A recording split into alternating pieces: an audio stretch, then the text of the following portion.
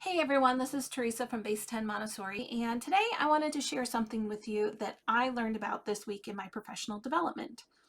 And what I did is I went to a session called Purpose-Driven Doodling, and I was really excited about this session because I thought, well, whenever somebody talks, I just have to draw on a piece of paper. So this class sounded perfect for me. I didn't know what it could benefit my students because I work with 3 to 6 year olds, but I thought, hey, for me, I thought this sounded interesting. Well, I got to the class and I realized, well, that really had nothing to do with what I thought it was. It wasn't about me just drawing whatever I want while somebody talks, right?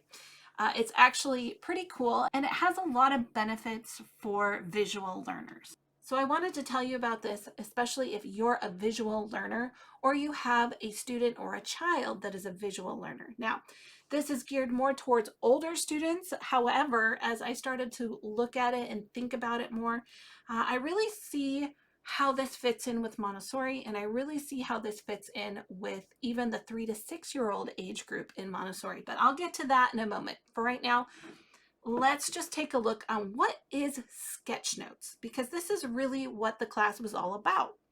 And Sketchnotes, you can find a lot of information for it everywhere. There's a ton of different companies, a ton of different people doing a lot with Sketchnotes. There are YouTube videos on Sketchnotes. So I'm just bringing up one website that I thought was good, one website that was recommended to me, and that is the rowdesign.com. So they have a section on Sketchnotes. And they say Sketchnotes are rich visual notes created from a mix of handwriting, drawings, hand lettering, shapes, and visual elements like arrows, boxes, and lines. So if that interests you, stay with me because we're about to go a little bit deeper into this idea. So this right here just gives you a visual of just some different ideas. Now, I want to explain really more the structure and the idea behind this because this isn't about drawing whatever you want. There really is a system for this type of note taking. So first, let's just take a little tour of what they're showing us here. So we have this subject matter. And if you are a visual learner, if you are somebody who is artistic, or if you're somebody who has to draw what they're learning about, this idea may work really well for you if you're the type of person who cannot get their notes organized. If you're not able to organize information the regular way of writing down notes, writing all the words out, and you need something more visual, this might appeal to you. So first of all, we're going to start with a content. Looks like this one is talking about laws of nature. Or let's see, it could be Civil War, it could be psychology, it could be any of those things, right? Pick a subject in your mind and just think through it for a second. Now, in the regular way that they teach us to take notes in college and in high school, is just simply make an outline, right? We're going to decide what's more important here, and we're going to put that at the top of our outline, and then we're going to indent, right? And that works for a lot of people, and honestly, it works well for me too. However, there are people who cannot do that. There are people who think differently. And maybe for you, this idea of organizing your notes and thinking about a subject visually is what is going to make the difference for you, and not only learning the information and prioritizing information, but also retaining that information. So let's say we have this subject matter. And the first thing I want you to think about in this subject matter is the text. What type of text are you going to do? What kind of calligraphy can you do? Can you do different types of print? And when we're thinking about a big idea, how big are the words going to be on your paper? So if we have a main idea, we really want that to be big and bold, right? Make it noticeable. And then the more smaller detail goes down below and it is smaller, and maybe you want to make a little embellishment, right? Here we're talking about laws of nature, and what do you see here? We see a snowflake, we see leaves, we see that to me looks like fire. And so when we're talking about different things, we want to really make sure we have that good visual system in mind of saying, okay, I know what this subject matter is about. what is most important goes big and bold. We're going to make those letters beautiful. If you're the type that really likes to do calligraphy, this will really appeal to you, right? If you're somebody who has terrible handwriting, maybe just learning to make really dark letters, or maybe you use a bigger pen for something like this, and a different pen or a different colored pen for the detail work. So think about the text, think about your headers. What needs to be bold? What needs to be smaller? And when would you choose a different font? Like, would you go and choose cursive for different details? So if you're thinking about what appeals to you visually for taking notes, think about what type of handwriting you can do. Think about the ways you can change it, and think about the ways that's visually interesting to you as you're taking your notes. And again, I also want you to take a look at, it's not just the text that we're thinking about, but look at the arrows, right? There's a lot of different ways to make arrows. And then there's a separation right here of dots. So you're going to want to think about how to break up that information. Different ways you can break up that information and different ways you can link them. So let's look at a different example. So here we have this beautiful design here, right? And so the information that goes with the design has different lettering. You can see they didn't use the same lettering, and they used arrows to point to the different ideas. And for somebody who's visual, for somebody who's artistic, this would be more meaningful than writing a huge outline, right? If you're the type of person who sees it in an image and can translate it onto a page, then this is a great idea for you, right? Why would I want to write this all down when I could draw a beautiful diagram? And so the information you can see right here also gets separated by different lines, different visual ways to separate the information. And right here, we see some cursive going on. We see some different lettering going on. And all the information is there, right? But it's how you present it. What makes sense to your brain? Maybe this doesn't make sense to your brain. Maybe it does to someone else, though. So we're going to see that they have different ideas going on and different information, and the text is there, and there's an emphasis on a lot of design. Now, when you're doing your note taking, maybe you do a rough sketch of the images you want, and then you go back later and you fill in those pictures later on as you're doing like a final copy of your notes.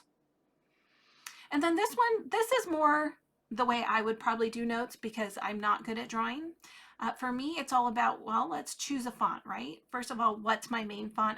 What is going to be most important about this? And so that would be bold, right? How do I want to display that through my font? And then also, what type of bullet points would be most interesting for me to use? Do I want to use hearts, circles, stars, right? And am I going to use arrows? How am I going to show when information is linked? Am I going to use squiggly arrows, straight arrows? Can you use both? So think about the different ways that you can link information, connect information. So we're talking about text right here, but we're also talking about images and how things connect and relate, right? The structure of everything that's going on. So right here, again, there's a larger emphasis on the text in this one. And then you can also think of thought clouds, right? Not everything needs to be in outline form. Perhaps a thought bubble might be more beneficial for you. Perhaps putting things in a dotted line box is a way for you to emphasize something more than a traditional outline form. And again, look at the different types of text that they're offering and the different sizes of text. So there's a few ideas. Now, on this particular website, it talks a lot about the Sketchnote origin story. And then there are some books also on sketchnoting. So here's the Sketchnotes handbook that really takes you through a lot of the information. However, if you don't want to buy stuff, there's a lot of stuff on YouTube, and I'll get to that in just a second. So how to create sketchnotes, even if you don't have drawing skills, right? Like that appeals to someone like me. I'm a visual learner, but I can't draw. But I want my notes to have this visual impact. So I'm the type of person that no matter what I do, I like to have my physical copy of notes on a paper first. And then usually I go back and I type them up and I put them into my computer. So the Sketchnote workbook right here is something that you can also look into. Plus there are different videos. Here's a video on the Sketchnote mini workshop, and that looks like, I'm pretty sure that's for free. So that's there if you want to learn a little bit more about it, and some more resources going on right here. And they've got looks like they've got a podcast. They also have little videos on how to draw. So if you're looking at a design system for your notes, that can be helpful. And one of the things that the teacher said in the session was that, you know, whatever class you're going to, whatever notes you're going to be taking, there are always going to be words that you automatically have images for in your mind, right? There's always going to be, like, if you have a good idea, we tend to use the image of a light bulb, right? So creating a key or a map for yourself for if I hear this word or if I hear this idea, I'm going to draw this picture. So that way you're not spending a lot of time thinking about, well, what image do I need to draw to represent these thoughts? Some of them automatically have images already associated with them. Now, let me see if I can bring up, show you any of the YouTube videos. So I'm just going to Google Sketchnotes. And there's a lot here. This is one of the people, is it Neill?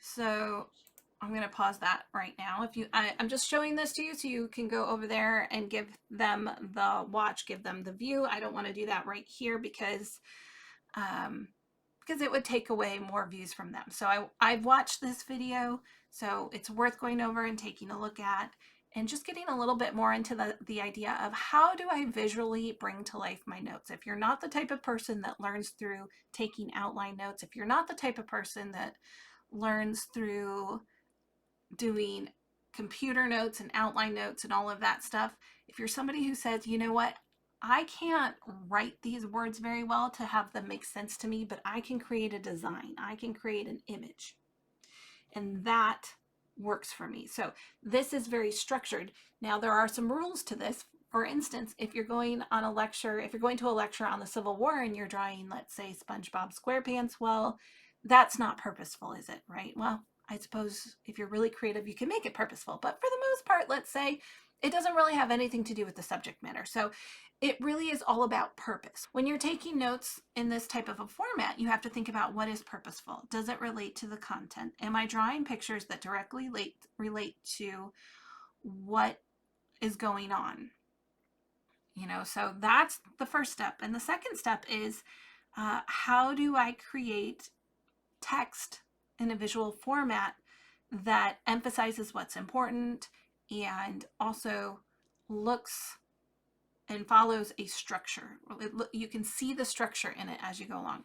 And then the third thing to think about is understanding what images in advance, like having some ideas of what images you can use in advance. It really helps with that too. So this is another good resource right here. And it really helps visual learners and people with more artistic mindsets to use a different type of note-taking system.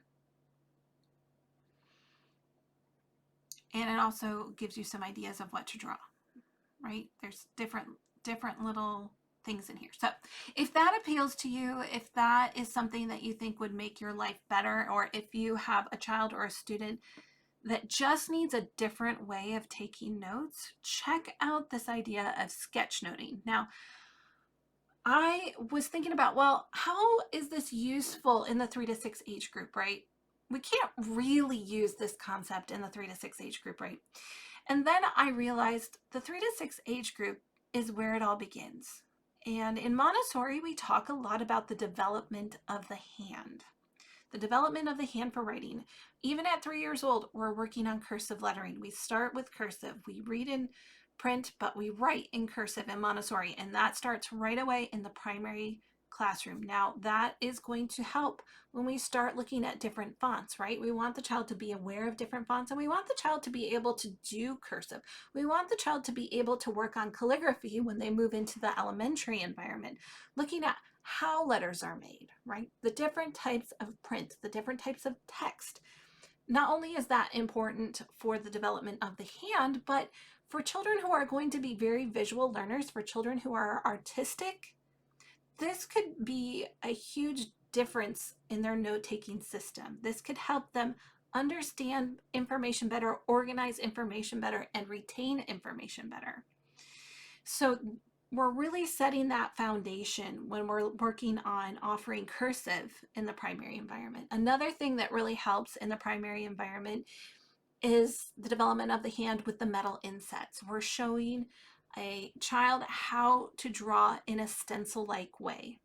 And stencils can be used for sketch notes. So if you're somebody who needs to use a stencil to get those images, use a stencil, right?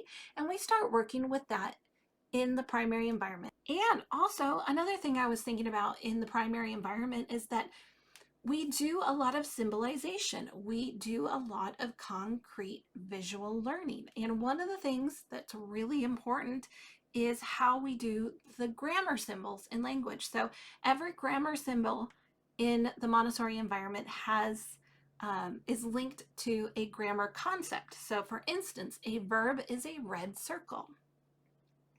An adjective is a dark blue larger triangle. The noun is a dark black triangle. And so we have these visual images of what things are. And I thought, this is a really great way to incorporate that idea of visual learning. So a child who's learning the grammar symbols in the Montessori environment in primary and elementary, well, when they get into high school and they're still working on sentence analysis and sentence structure and all of those things that can be, well, let's face it, for me, it wasn't fun. I didn't like it. And honestly, I'm still trying to figure it out as an adult. And I wish I had a Montessori background when I was a child, because I think I would have understood it a lot better and a lot faster. But that being said, these students can go ahead and use those symbols. And you don't have to be artistic, right? So if you are in an English class in high school and you've had that Montessori background and you are using those grammar symbols, and you can even use those stencils to draw them, you can take notes with images in that way too. So when I started thinking about this system of note taking for visual learners, and I started thinking about how this applies to my environment, and I started breaking down all the ways that we provide the tools necessary to use this type of note taking system, that's where I realized the value in what we're doing and how this type of note taking relates to not just Montessori, but the 3 to 6 environment in Montessori. So I thought it was really cool. I thought it was really interesting. I hope that you enjoy this idea. If you do, check it out. If you did like this content, give it a thumbs up, like, share, comment, and subscribe, and I will see you in the next video.